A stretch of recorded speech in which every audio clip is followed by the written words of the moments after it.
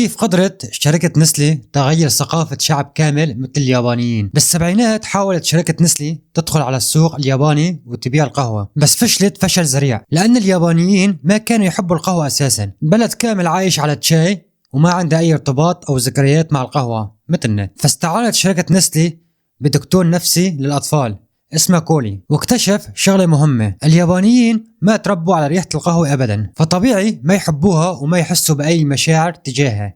الحل كان بسيط بس عبقري. شركة نسلي وقفت التسويق القهوة للبالغين وبدالها صارت تستهدف الأطفال بالحلويات والأكلات بنكهة القهوة. أطلقت كتاكيت بنكهة القهوة مشان الجيل الجديد يتعود على طعمها من هو صغير. طبعا أغلب الشركات شكوا بالخطة، بس شركة نسلي ما أعلنت هالشي، وبعد سنين صار الشيء اللي ما حدا توقعه. اليابان تحولت من بلد بيشرب شاي لرابع أكبر مستورد للقهوة بالعالم. وبرايكم هالشيء عبقرية تسويقية ولا تلاعب بعقول الأطفال؟ وإذا شركة كبيرة قدرت تغير ذوق شعب كامل، شو بيمنع شركات تانية تغير أشياء أكبر؟ اكتبوا لي رأيكم تحت بالتعليقات، هل ممكن هذا الشيء يصير؟